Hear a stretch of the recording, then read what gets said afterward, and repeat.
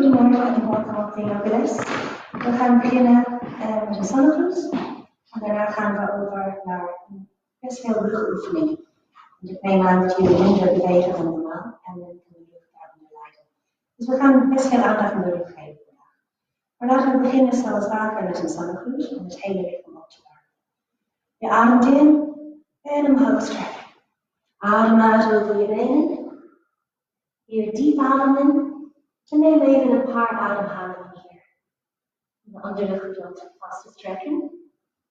Rechterbeen naar achter. Je maakt een rechthoek in je voorste been. Borst en kin omhoog. En strek je rechterknie. En dan linkervoet naar achter en dan ben je in de hond. Hoog op je tenen staan. Startbeen naar het plafond. Je maakt een piramidevorm van je. En diep doorademen. En de plank, trek je buik in.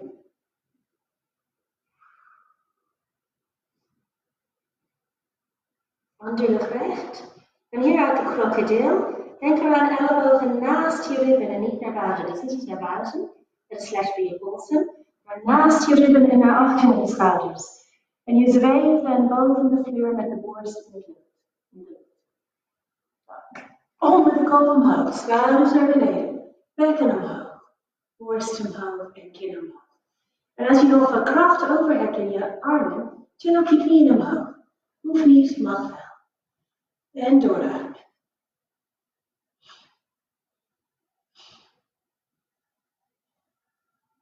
Kindhouding, knieën uit elkaar, buik tussen je knieën.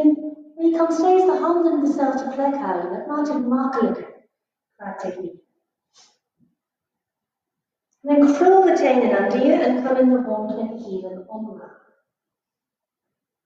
Nu voel je als het goed is je kuitspieren strekken. En doorademen.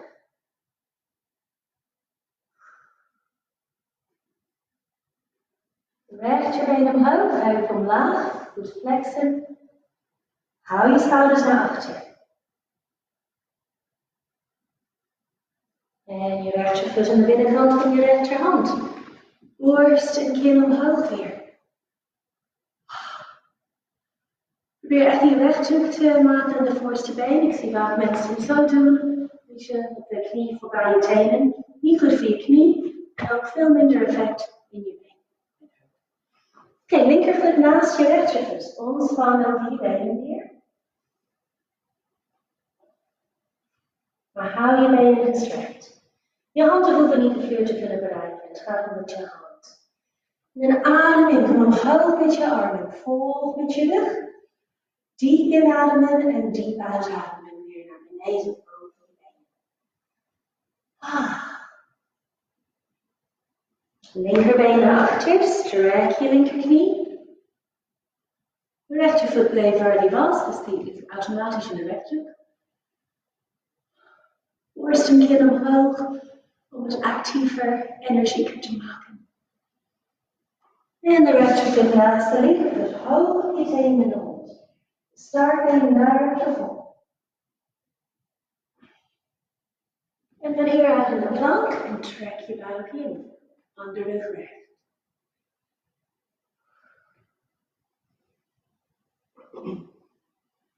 Krokodil, weer ellebogen naast je ribben. Je kan als een duiker naar beneden gaan met je onderrug ietsje hoger dan je bovenrug. Onder de kop omhoog weer. Upward dog. Schouders naar beneden. Bekken omhoog, borst omhoog. Misschien ook je knieën omhoog. Voel maar. Let op als je de knieën optilt, dat je dit niet krijgt. Schouders bij je oren. Het is veel belangrijker dat je nek lang en vrij blijft. Kindhouding weer.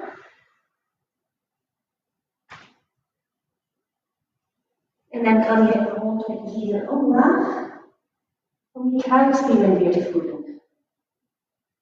En doorademen. Ruim en diep en vrij ademen. Linkerbeen omhoog, heup omlaag. En naar voren. Soms lukt het niet in één stap naar de juiste positie te komen. En dan pak je voet en sleep het naar voren. Of je kan je achterste voet terugschuiven, zodat je ziet dat je die rechter bent. Alright, rechtervoet naar voren. Terug in de Uttanasana, je handen naar beneden met je bovenlijf. Hou je benen gestrekt. En dan adem je armen eerst omhoog, volg met je rug. Adem uit, handen voor je borst. En doe je ogen dicht. Voel even aan. Dit was 1 ronde. En we gaan 3 rondes doen. Maar eerst met je ogen dicht voel je lichaam van binnenuit. Lichaamsbewustzijn en je lichaamsbewustzijn verfijnen is een hele belangrijke deel van yoga. En nadat je je hele lichaam hebt bewogen, is het makkelijker om het te voelen. Adem ook voor je gevoel naar elke uithoek van je lichaam toe. En voel je lichaam door middel van je ademhaling, die overal naartoe stroomt. Nou, die eerste ronde was langzaam, we gaan het versnellen. Maar ik wil niet dat jullie opgejaagd voelen. Je wil alleen kortere pauzes tussen behoudingen inbrengen. Maar je beweegt nog steeds langzaam. Alleen er is meer verbinding tussen de verschillende houdingen. Dus tweede ronde. Adem in omhoog. Adem uit omhoog. Rechterbeen naar achter. Borst en kin omhoog. Strek de rechterknie. Linkervoet naar achter. Hoog idee. In hold. Plank. Crocodile. Je kan je overslaan als het te zwaar is. Onder de kont omhoog, schouders naar beneden, allerbelangrijkste. Kindhouding.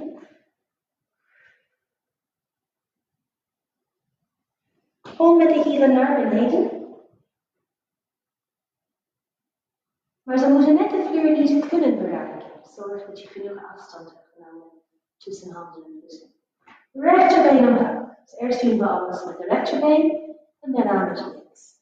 Rechtervoet naar voren, maak die rechthoek. Linkervoet naar voren, ontspan ook je benen.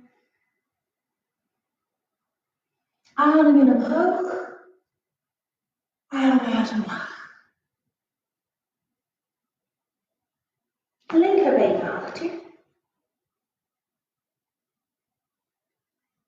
En rechter, hoog op je tenen de hond hier. Plank. Trek de buik in. Crocodile. Zweven boven de vloer. Kom met de kop omhoog. Eventueel met de knieën omhoog, maar niet als dat ten koste gaat van de schouders. Kindhouding. Kom met de hielen naar beneden. Linkerbeen omhoog. En naar voren.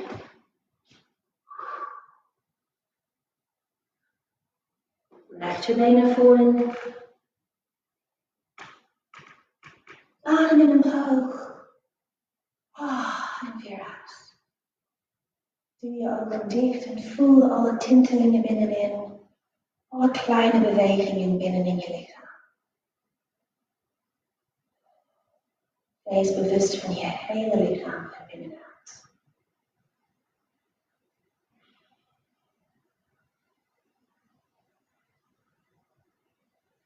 En voel je lichaam weer tot rust komt.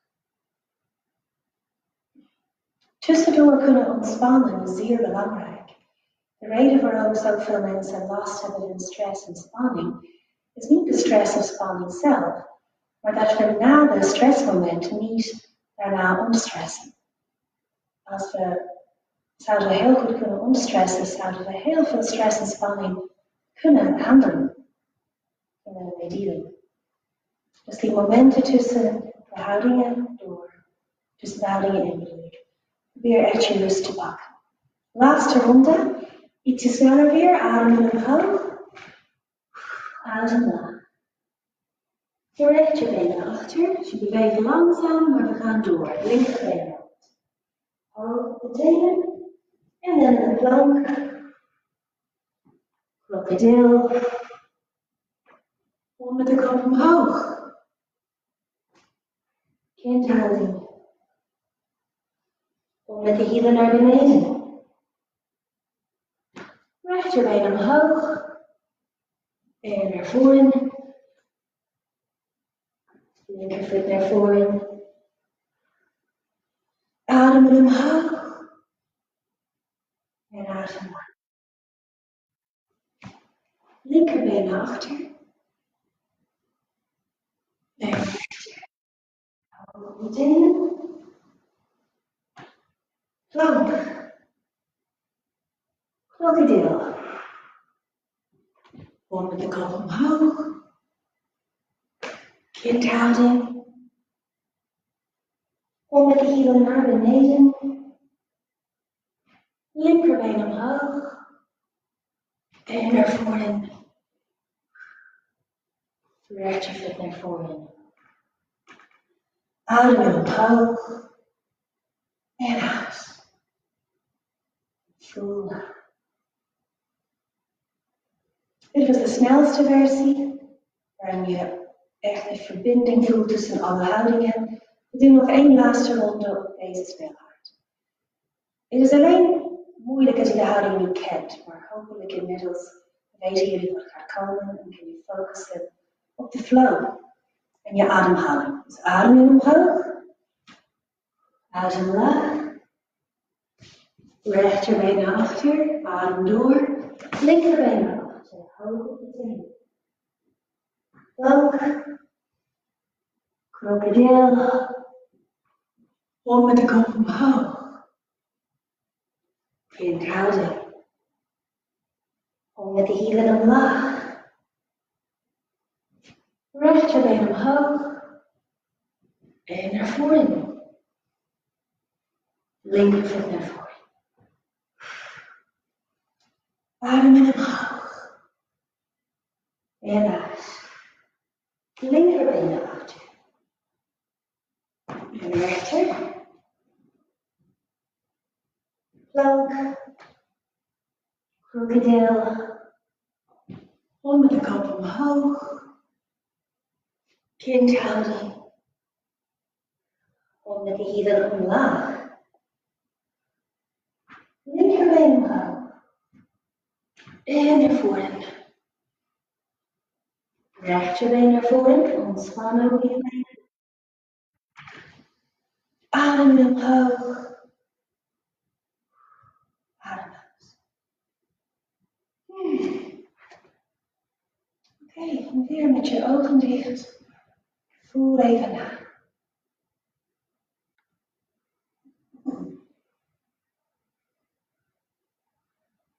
Voel alsof je naar elk cel in je lichaam ademt. Laat je hele lichaam tot rust komen.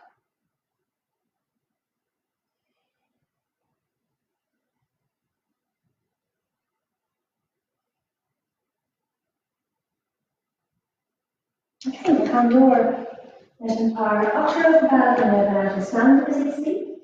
Dus je plaatst je handen, de hielen en de handen als het ware, net onder je pols, op de rechterhand. Ja. Je duwt je bekken naar voren, maar je onderrug moet omhoog gaan. Ga niet handen naar achter toe, dat is slecht voor de onderrug. Je benen worden gestrekt, je duwt je bekken naar voren zo ver als je kan, zonder dat je inbuigt. En dan denk aan een balk onder je schouderbladen. Til jezelf omhoog en overheen en laat je hoofd hangen. En nu met elke uitademing til je borst hoger. Dus je gaat met een hoge boven naar achter toe. En zeker hoogte in de onderrug. Duw met je hand en je billen naar beneden toe. En daarna laat je onderrug omhoog. Je laat je hoofd hangen. Sommige mensen hebben last van de nek als ze het doen. Dan mag je een kindje rugbrengen in je borst. Alleen het is lastiger om in de juiste richting te gaan. Dus moet je extra opletten op je techniek. Adem weer omhoog, adem uit. Als tegenbeweging breng je de kin naar je borst. De nek. Oké, de tweede versie is dat je duimen op je borstbeen. Maar stel je voor dat je nog steeds nog 2 handen op je bekken hebt. Dus je hebt nu 4 handen. En de 2 duwen ook nog steeds je bekken naar beneden, terwijl de andere 2 op je borst zijn. Want we willen nu de opening in de borst accentueren. Oké, je gaat weer naar voren met de benen en de bekken zonder je knieën te buigen. Dat is heel belangrijk. Zodra je de knieën buigt, ga ik hangen in de onderrug en kan ik hem overbelasten. Oké? Dus benen gestrekt, zoveel mogelijk naar voren weer met de bekken. Onderrug omhoog, borst omhoog, hoofd naar achter. Denk aan die balk onder je schouderbladen. Je bent het tegenovergestelde van een limbo-danser die onder de balk gaat. Ja, gaat over de balk heen. En in de houding gebruik je borstbeen om je duimen omhoog te duwen. En houd de accent op de opening in de borst. En als je lenig bent, ga verder. Het kan een hele diepe achteroverbuiging zijn. Je kan eigenlijk van hieruit naar de Urdhva Dhanurasana met de handen op de vleer. Maar nu even niet. Oké, kom terug. Met een inademing. Adem uit. Kin in je borst. De laatste versie van deze is met de armen langs de oren. En voor sommige mensen is dat te heftig. De armen trekken je dieper in de strekking. Okay? Dus doe het niet als het te zwaar is. Je hebt deze 2 versies ook. Dus kies een versie die voor jou gaat. En dan gaan we weer. Dus of de armen langs de oren of een van die andere 2 versies. Je duwt je bekken naar voren en hou de benen gestrekt. Onderrug omhoog, borst omhoog. Ga over die balk heen die onder je schouderbladen ligt. En je wil je handen uiteindelijk op de vloer brengen. Maar misschien vandaag nog even niet. Voel maar.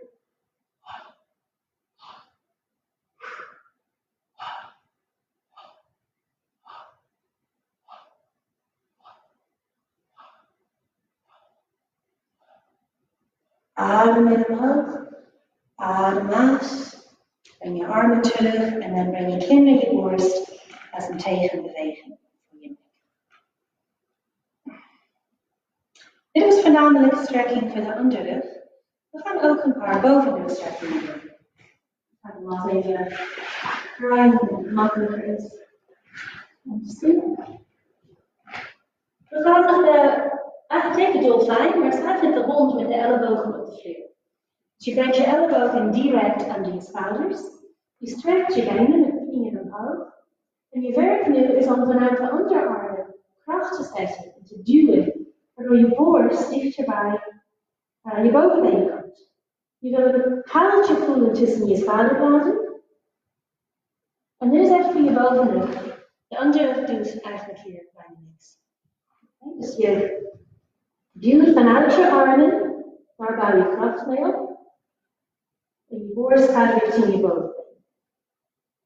Als we bovenrugstrekkingen doen, is het vaak een kleine visuele beweging, omdat de bovenrug minder mogelijkheid heeft om te bewegen dan de onderrug. Dus als je maximaal beweegt in je bovenrug, is dat nog steeds visueel een kleine beweging in vergelijking met wat je met je onderrug kunt doen. Maar dat geeft niet. De bovenrug is vaak stijf en heeft het nodig. En kom terug op je knie. We gaan dan liggen en we gaan een torsie doen, specifiek voor de bovenrug. En dit wordt heel vaak verkeerd gedaan, dus ik neem jullie door de techniek heen. Je strekt je rechterarm uit, zo ver als je kunt op de grond. Linkerhand gaat op je onderrug met de handpalm richting het plafond. Ja. Je loopt dan een stukje in met de rechterarm. Je ziet dat ik het draai. Dus vanuit de gestrekte arm loop je een stukje in met de arm, als je elleboog boven hebt. Dit is te ver. Okay? Dus je loopt in een stukje, genoeg dat je borst omhoog kan als je de arm strekt. Maar niet je buik. Dus je buik ligt op de grond. Als je te ver gaat, kijk wat gebeurt, nu kom je veel te hoog. Dan doe ik alles met de onderrug en sla ik de bovenrug over. Dus dit allemaal blijft op de grond. Okay? Dus je komt omhoog met de borst, je ribben op de grond, buik ook. En van hieruit simpelweg draai je naar links. En smokkelbeweging, dat ik vaak zie, is dat mensen gaan dan zakken met de rechterarm en elleboog naar de grond. Dan doe je niks meer. Dus hou de rechterarm in dezelfde positie, elleboog hoog van de vloer. Je twee heupolsen blijven op de grond en je draait naar links. Kijk over je linkerschouder. En besef, we zijn de bovenrug en het isoleren. Dus de beweging zal wel klein zijn, maar veel intensiever dan als je een grote globale beweging maakt. Van de wisselen. Strek je linkerarm uit op de grond. Rechterhand op je onderrug, de rug van je hand naar het plafond. Nee, sorry. Rug van de hand op je onderrug en de handpalm op je knie. Het is niet zo erg belangrijk, maar het is comfortabel zo. Linkerhand breng je misschien 20 centimeter naar binnen. Strek je arm. Je borst komt omhoog, maar je onderste ribben blijven op de grond en je buik. En draai je naar rechts. Zonder dat je de linkerarm weer buigt. Hou hem gestrekt. En hou de beweging in de bovenrug. Daar wil je draaien. De andere rug doet niks. Je ligt aangebogen. We hebben vaak de neiging om over te nemen in de onderrug. Juist omdat de onderrug meer kan bewegen. Maar als je bovenrug stijf is, wil je dat niet de hele tijd opslaan. Van hieruit breng je de twee ellebogen aan je schouders met de onderarmen op de grond voor de halve cobra. En de halve cobra is weer op je bovenrug gericht. Dus je duwt je schouders naar beneden, borst en kin omhoog en trek de mat naar je toe voor je gevoel. Zo'n beweging naar binnen. Lukt niet omdat je op de mat ligt en je probeert het wel. Ga ervan uit dat je schouders altijd lager kunnen en je borst en kin altijd open kan.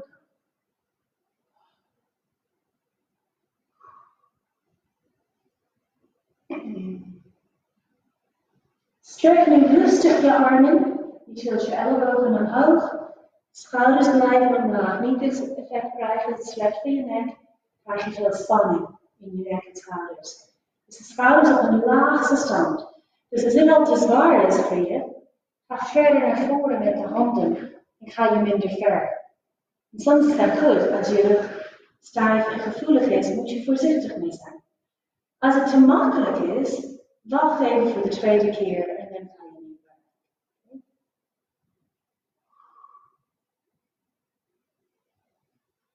En dan ga ontspannen met je voorrug op je handen. Dus vergeet om te zeggen, hou je billen ontspannen in deze strekking. Het is niet dat het slecht voor je lichaam is om je billen aan te spannen, maar het geeft een beetje weerstand waardoor je minder ver komt. En dit is een lenigheidsoefening, dus we willen eigenlijk zo ver mogelijk ontspannen om verder te kunnen komen in de strekking.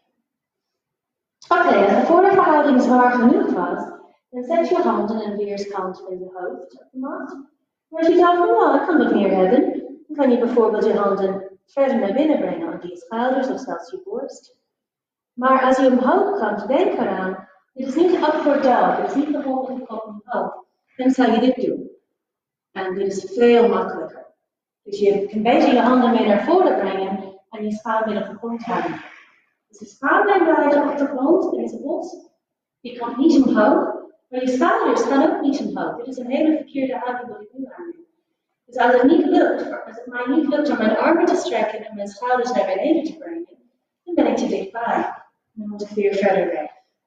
Oké, dus vind je eigen houding nu. Hoe ver kan ik inlopen met mijn schaambenen op de grond? Mijn schouders omlaag en mijn ellebogen recht. Niet te wijd uit elkaar met de benen. Hou ze op heupbreedte ongeveer. Tenen vallen naar binnen, hielen naar buiten. Ook om te kunnen ontspannen in je billen en bekkengebied. En dan als het goed is, voel je je onderrug. Het is echt een intensieve onderrugstrekking. Dus als je hem niet voelt, moet je verder gaan. En je gaat verder door in te lopen met de handen. Diep en rustig ademen. En rol rustig terug. ontspan met je voorhoofd op je handen. Nu voor je gevoel adem je in je onderrug. Met elke inademing schep je ruimte waar. En met elke uitademing stel je voor dat alle spanning die vrijkwam tijdens de oefening in je onderrug, dat is allemaal weer je benen en je voeten wegstroomt. Dus je ademt in en je schept ruimte in je onderrug, denkbeelden. Je ademt uit en je laat alle spanning weg.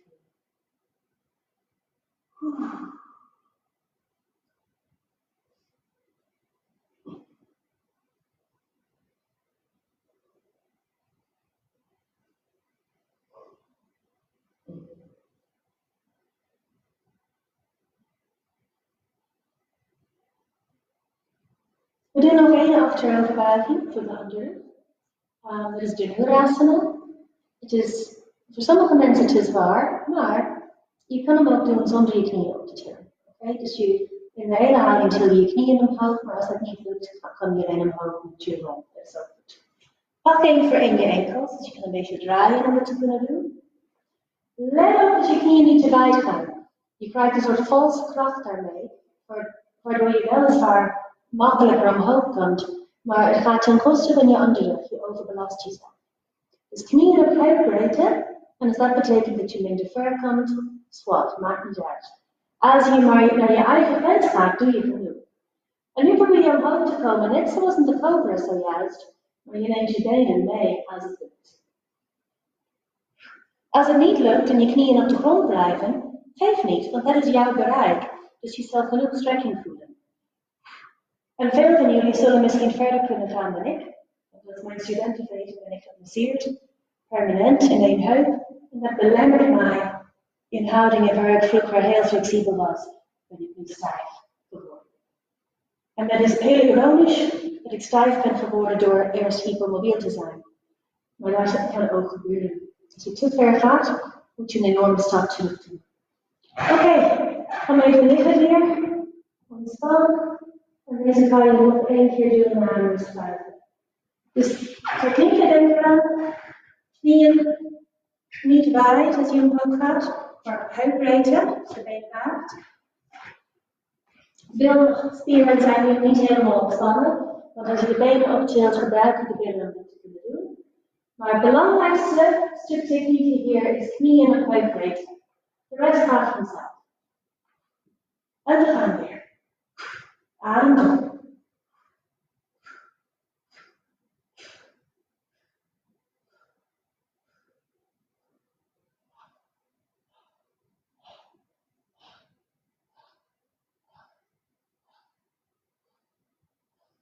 En ontspannen. Okay. Al deze strekkingen voor de rug zijn om de rug leniger te maken en spanning en opgebouwde stress te verwijderen. En dit is een tijd waar veel mensen veel stress voelen, dus het is echt waardevol. Maar ook, je zit waarschijnlijk meer dan gewoon en dan wordt je rug ook stijf en zwak.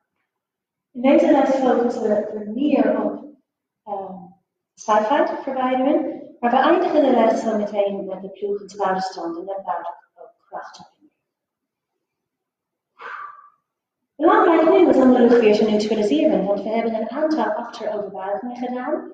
Intuïtief misschien wil je een vooroverbuiging doen, de rest veel de andere kant op. Dus van de ene extreem naar de andere.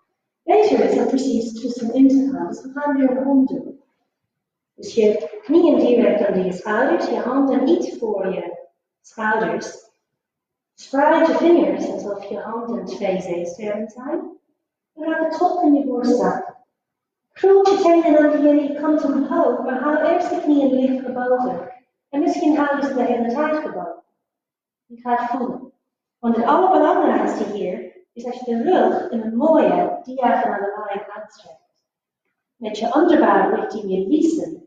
En ook je borstbeen richting je liezen. Nou, je gaat alleen de benen strekken. Er is helemaal niks veranderd in de rug. Ik laat zien wat vaak misgaat. Schouders naar voren of onderrug omhoog. Dat mag niet. Dus hou de bekken zo gekanteld dat je buik bij je liezen blijft. En je hoeft de benen niet te strekken. Het is niet belangrijk. Dus alleen een puntje op de i. De i is belangrijker dan een puntje. En gebruik de kracht vanuit de armen om je schouders goed uit te strekken richting je heupen. En voel ook de lengte in je onderrug komen. Daarom doen we de hond op dit moment. Om de onderrug weer te neutraliseren. En te laten rusten. En de lange rugspier weer te strekken, want die was tijdelijk ingekort tijdens de achteroverbuiging.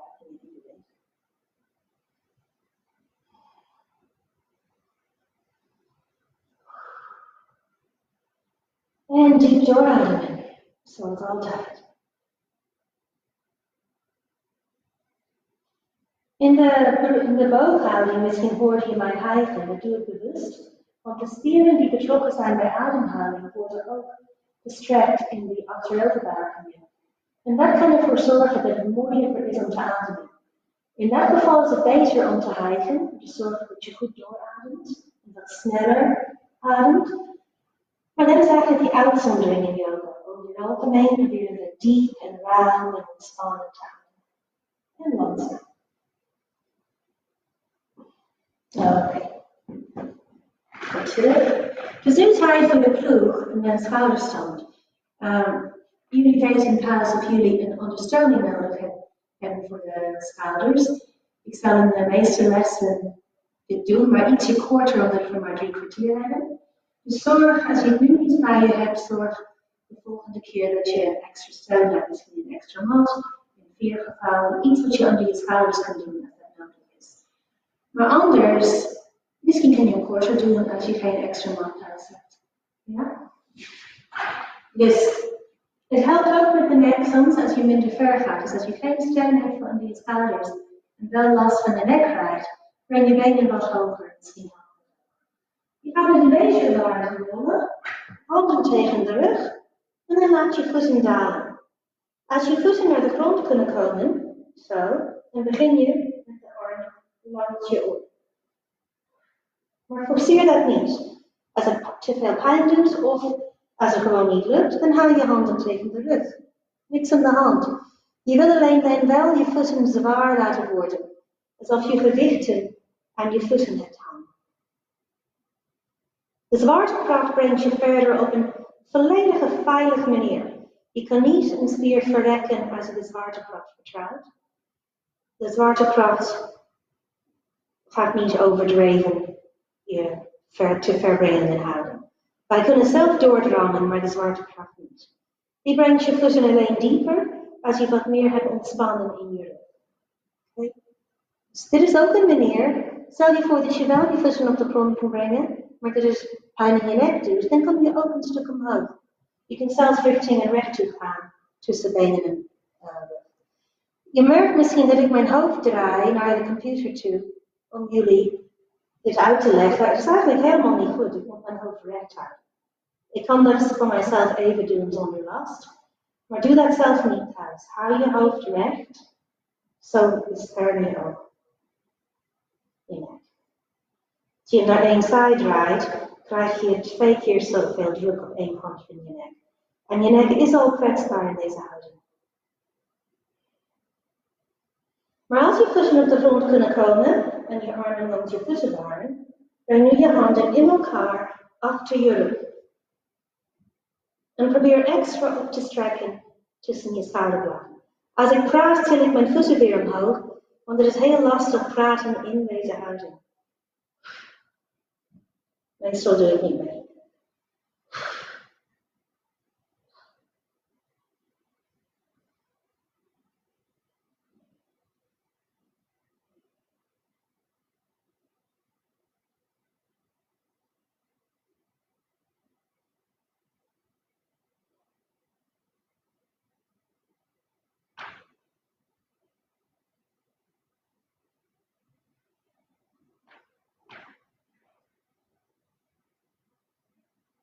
En dan handen tegen de rug iedereen. Gebruik je handen om je rug meer naar voren te duwen en omhoog. Bekken richting het plafond. En je probeert dat knik uit het midden van je rug weg te halen.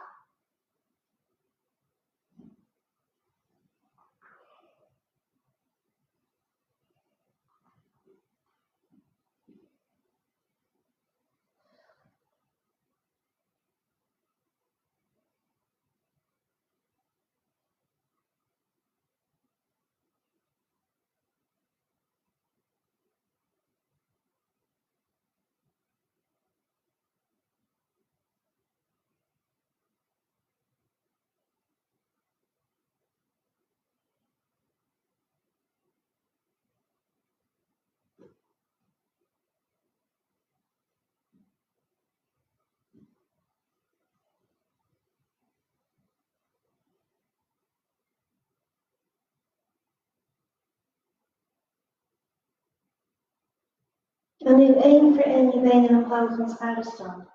Idealiter ga je niet eerst inzakken en het weer ophouden, maar vanuit een rechte rug stapel je één voor één je benen omhoog.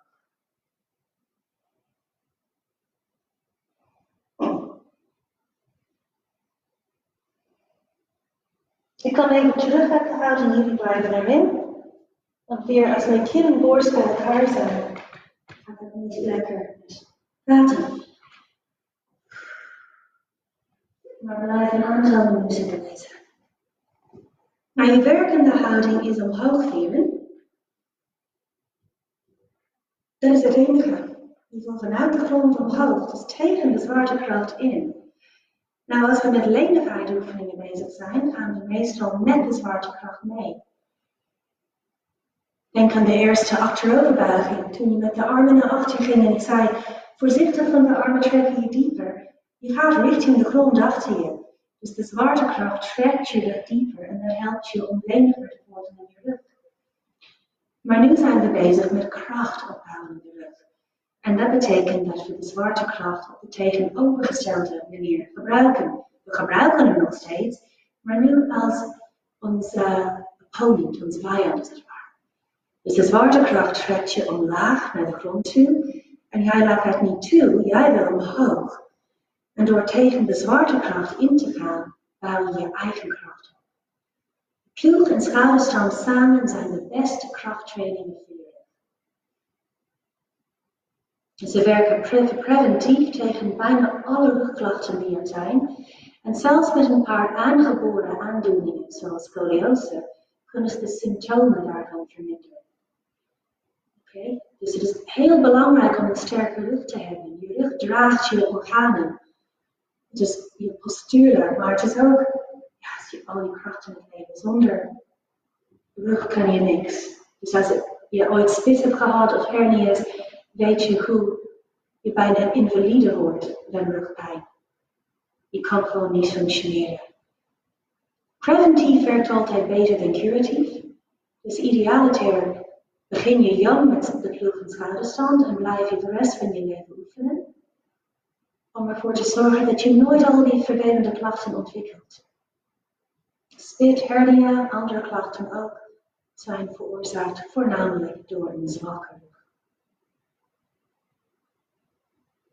Om de kracht op te bouwen heb je tijd nodig. Denk aan in de sportschool als je met je machines werkt en gewichten en zo, ga je de hele tijd op en neer, op en neer, op en neer. Dat bouwt kracht op in je spieren, maar statisch ook. Als je het statisch doet, moet je langer in blijven om de kracht op te bouwen. En we bouwen de kracht op in elke rugspier. Niet alleen de rectorspieren, de lange rugspier, maar ook andere. En als je vaak schouderstand doet, zal je merken dat de lange rugspier twee grote kabels heeft langs je wervelkolom. En dat op zijn beurt houdt je wervelkolom stabiel en in een goede lijn. Je hebt minder kans dat je wervels uitschieten als de spieren omheen sterk en stevig blijven. Ik ga niet in iedere les het hele ritseltje vertellen over ploeg en schouderstand, maar deze keer wel. Want misschien zijn er nieuwe mensen die de les volgen. Schouderstand kan soms vervelend zijn om lang in te blijven. En hopelijk is dit motiverend om te horen hoe goed het is. En ik heb nu nog alleen maar over de rug gehad. Ondersteboven houdingen, of het de ploeg en schouderstand is, of het hoofdstand, of een lange handstand.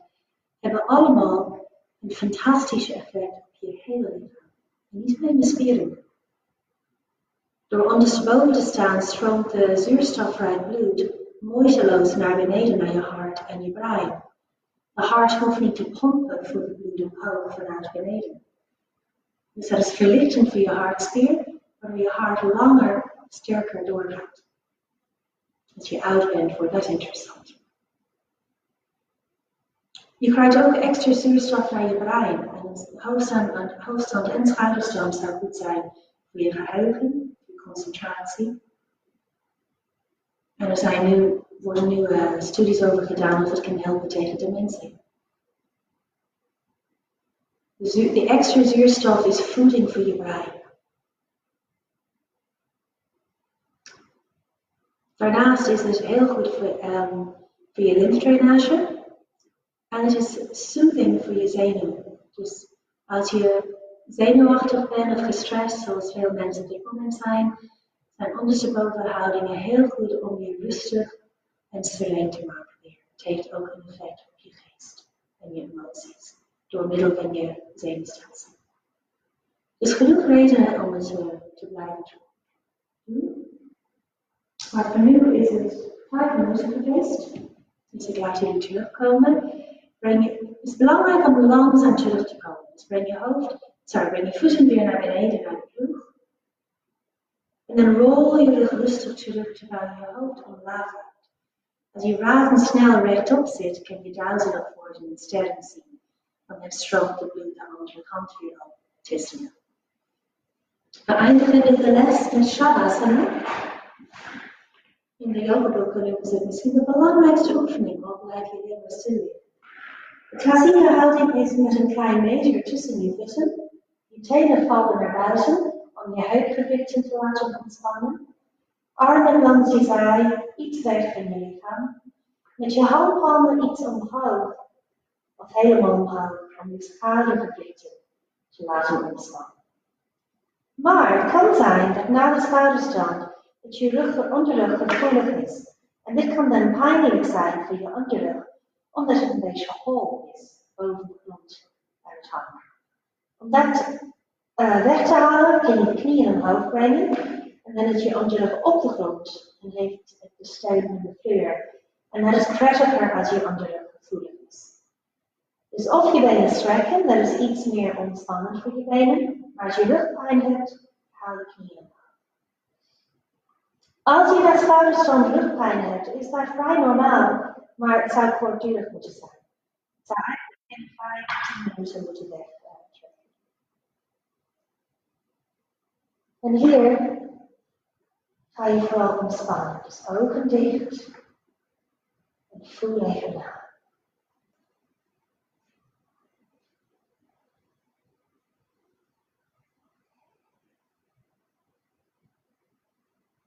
Voel je lichaam van binnenuit.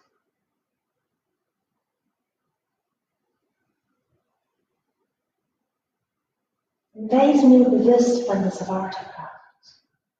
Het is altijd aanwezig in elk cel. Maar nu word je ervan bewust en ga je bewust mee. Dieper en dieper. Je hoofd is loodzwaar. En met elke uitademing voel hoe je hoofd steeds dieper zakt. Door de vloer heen naar de hart heen.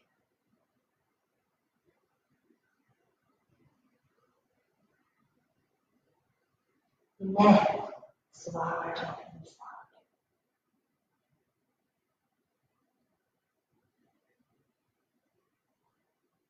Je schouders en je schouderbladen. Voel hoe natuurlijk het is om met uitademingen je aan de zwaartekracht te overgeven. Dieper te zakken. Je schouderbladen zakken en zakken. Voel je armen en je handen. Je handpalmen en je vingers worden loodzwaar. En met elke uitademing zakken ze dieper.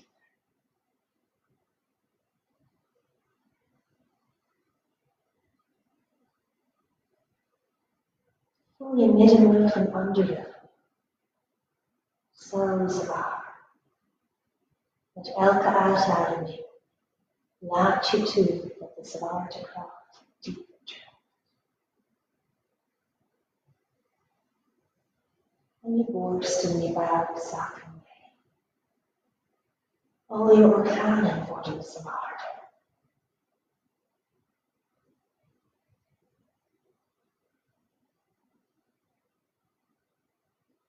En nu je bekkenbodem, de bottom hier, zo zwaar.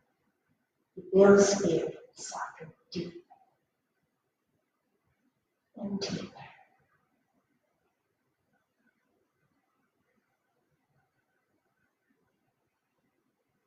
Voel je bovenbenen, knieën, onderbenen en voeten. Met elke uitademing trekt de zwaartekracht je benen en je hielen dieper en dieper de aarde in. En jij gaat mee. Met elke uitademing laat toe dat je dieper zakt.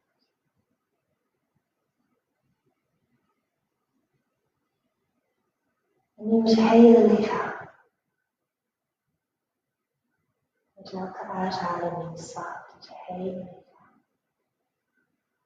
dieper, dieper en dieper.